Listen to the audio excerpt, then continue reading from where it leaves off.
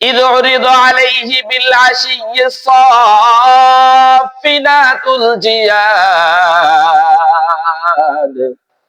কোরআনের এই ছোট্ট একটা আয়াতের ভিতরে আল্লাহ পাক রব্বুল আলামিন আমাদের জন্য নিদর্শন রেখেছেন। কি নিদর্শন?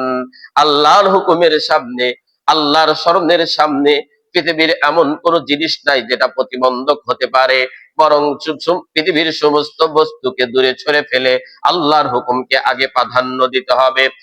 হযরতে সুলাইমান আলাইহিস সালাম অনেক বড় একজন বাদশাহ, অনেক বড় একজন বাদশাহ, যিনি পৃথিবীর মধ্যে অনেক বড় একজন, মুসলমানের ভিতরে অনেক বড় একজন বাদশাহ, নবী সুলাইমান আলাইহিস সালাম।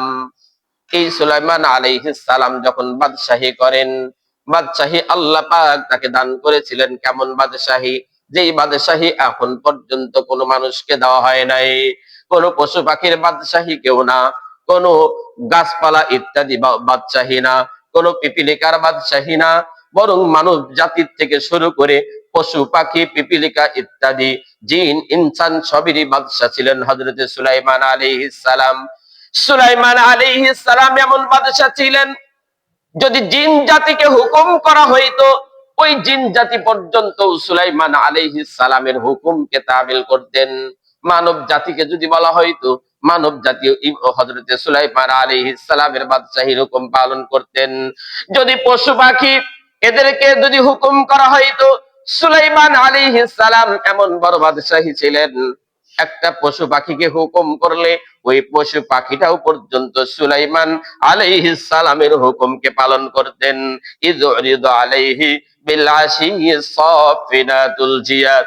এমন বড় বাচ্চা হওয়ার পরেও আল্লাহ পাক রব্বুল আলামিনের হুকুম আর স্মরণ কেমন ভাবে তিনি পালন করেছেন।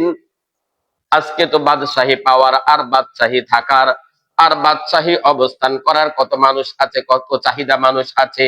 আমরাও তো বাদশাহী জন্য কত মেহনত, কত প্রচেষ্টা করতেছি।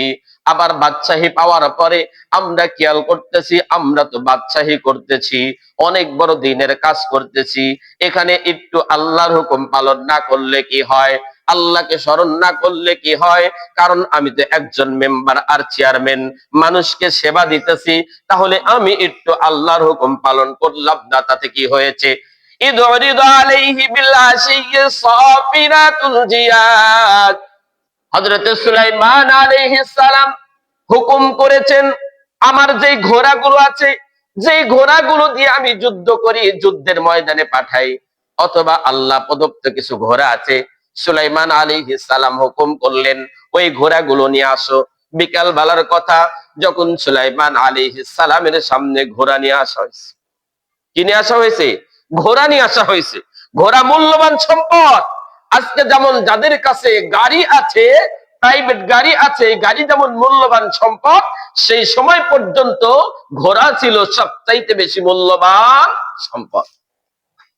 আজকে একজন মানুষের গাড়ি থাকলে যেমন তার মান মর্যাদা বাড়ে, আজকে একজন মানুষের গাড়ি থাকলে যেমন তার মূল্য বাড়ে, ঠিক তদ্রূপ সেই সময় ঘোড়ার মূল্য ছিল বেশি। সুলাইমান আলাইহিস সালাম তার কাছে যেহেতু এত ঘোড়াগুলো আছে, তো এই ঘোড়াগুলো বিকেল বেলা যখন তার সামনে নিয়ে আসা হয়েছে, তো ওই ঘোড়াগুলোর মাথায়, শরীরে হাত বুলিয়ে দিতেছেন এবং ওটাকে সেবা করতেছে। সুলাইমান আলাইহিস সালাম ঘোড়াগুলোকে সেবা শুশ্রূষা করতেছেন, সুন্দর করে সাজাইতেছেন, মাথায় শরীরে হাত বুলিয়ে দিতেছেন। এমন অবস্থায় যেহেতু ঘোড়া এটা প্রাণের একটা জিনিস, মূল্যবান একটা জিনিস, আদরের একটা সম্পদ, এইটাকে যখন আদর করতে গেছেন, সেবা করতে গেছেন, আস্তে আস্তে সেই সময় আসরের সময় একটু চলে গেছে, যার দরুন সেই সময় কিতাবের ভিতরে লিখতেছেন আসরের সময় ফরজ হোক অথবা আসরের নামাজ ফরজ হোক আর না হোক নফল নামাজ হোক, হযরতে সুলাইমান আলাইহিস সালামের নামাজের কথাটা ভুলে গেছে। নামাজের কথা ভুলে গেছেন। এই ঘোড়াটাকে, ঘোড়াগুলোকে দেখভাল করতে, যেহেতু এরা যুদ্ধের ময়দানে কাজে আসবে, আল্লাহ পাক আমাকে কুদরতি মাধ্যমে দিয়েছেন ওই ঘোড়াগুলোকে সেবা করতে। আসরের নামাজ দেরি হয়ে গেছে, আসরের নামাজ কাজা হয়ে গেছে। কি হয়েছে তাতে? আমি আপনি চিন্তা করবো তাতে কি হয়েছে? সে তো বাচ্চা, সে তো নবী, সে তো মানুষকে সেবা দিতেছে, সে তো মানুষকে রাজা বাদশাহী পেয়ে সরকার হয়ে সুলতান হয়ে সে তো মানুষের সেবা দেয়। একটু আসরের নামাজটা কাজাই হয়ে গেছে, কিসের কারণে? ওই যুদ্ধের জন্য ঘোড়াগুলোকে আদর করতে সেবা করতে একটু কাজা হয়ে গেছে, তাতে কি ক্ষতি হয়েছে? আমার আপনার দৃষ্টিকোণ থেকে ক্ষতি হয় নাই। কিন্তু খেয়াল করতে হবে, একজন নবী, একজন মুসলমান, ওই মুসলমান যদি আল্লাহকে স্মরণের ভিতরে, আল্লাহর হুকুম পালনের ভিতরে কোন বস্তু যদি প্রতিবন্ধক হয়, তাহলে মনে রাখতে হবে এই প্রতিবন্ধকতা আমার জীবনের ধ্বংস বয়ে নিয়ে আসবে। সে কখনো মানতে পারবে না যে আমার আল্লাহর হুকুম বড়, আমার ঘোড়া বড় না, আমার আল্লাহর হুকুম বড়, আমার বাদশাহী বড় না, আমার আল্লাহর স্মরণ বড়, আমার মেম্বারি চেয়ারম্যানই বড় না, আমার আল্লাহর হুকুম বড়, আমার পুলিশ আর্মি বিডিআর ইত্যাদি হওয়া বড় না, বরং আমার আল্লাহর হুকুম পালন করা এটাই বড়। আমার ব্যবসা বড় না, আমার আল্লাহর হুকুম বড়। আমার চাকরি বড় না, আমার আল্লাহর হুকুম বড়। আমি আল্লাহর হুকুম পালন করতে গিয়ে যদি আমার চাকরি, যদি আমার ব্যবসা, আমার বাহিনীর সদস্য সবকিছু কেটে যায় তবুও যাবে, কিন্তু আল্লাহর হুকুম পালনের ক্ষেত্রে এক কিঞ্চিত পরিমাণ ছাড় দেওয়ার কোন সুযোগ আমার কথা না। ইদরিদু আলাইহি বিল্লাশিয়্যি সাফিনাতুল জিয়াদ।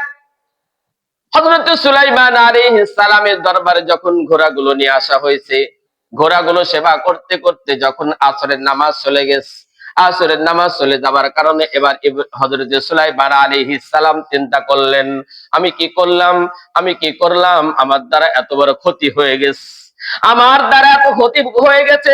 সুতরাং যেই সম্পদটা আমার আল্লাহর হুকুম পালন আর স্মরণের ভিতরে প্রতিবন্ধকতা হয়েছে, যেই সম্পদের কারণে, যেই চাকরির কারণে, যেই ব্যবসার কারণে আমি আল্লাহর হুকুম পালন করতে পারি নাই, ওই সম্পদ আর ওই চাকরি আর ওই ব্যবসা আমার দরকার নাই। বলেন আল্লাহু আকবার। যেই সম্পদ, যেই চাকরি, যেই ব্যবসা আল্লাহর হুকুম পালন করতে দেয় নাই, ওই বস্তু, ওই জিনিস, ওই চাকরি, ওই কোনো কিছুই আমি রাখবো না। হযরত সুলাইমান আলাইহিস সালাম সাথে সাথে যেই ঘোড়াগুলো কারণে আল্লাহকে ভুলে গেছেন কিছু সময়, ওই ঘোড়াগুলো সাথে সাথে আল্লাহর রাস্তায় কোরবানি করে দিয়েছে। মুহতারাম হাজিরিন, আমরাও কিন্তু আজকে এমন একটা বিষয়ের ভিতরে পড়ে গেছি, আমরা সাধারণ তৃণমূলক মানুষ হই না কেন, আমরা যে যে কাজ করে খাই ওই কাজগুলোই কিন্তু আজকে আল্লাহর হুকুম পালনের ভিতরে প্রতিবন্ধকতা হয়ে গেছে। আমরা যে চাকরি করে খাই, চাকরির অবস্থান থেকে আল্লাহর হুকুম পালন করতে পারি না। আমরা যে ব্যবসা করে খাই, ওই ব্যবসার ভেতর থেকে আমরা আল্লাহর হুকুম পালন করতে পারি নাই। সাধারণ একটু বুঝ, তা হলো যদি আমি এখন ব্যবসা করব নাকি আল্লাহর হুকুম পালন করব। দেখা যায় আমি ব্যবসার ভিতরে লিপ্ত হয়ে যায়, আমি চাকরি করব নাকি আল্লাহর হুকুম পালন করব। দেখা যায় চিন্তা করে যদি আমি আল্লাহর হুকুম পালন করতে যাই চাকরি থাকবে না,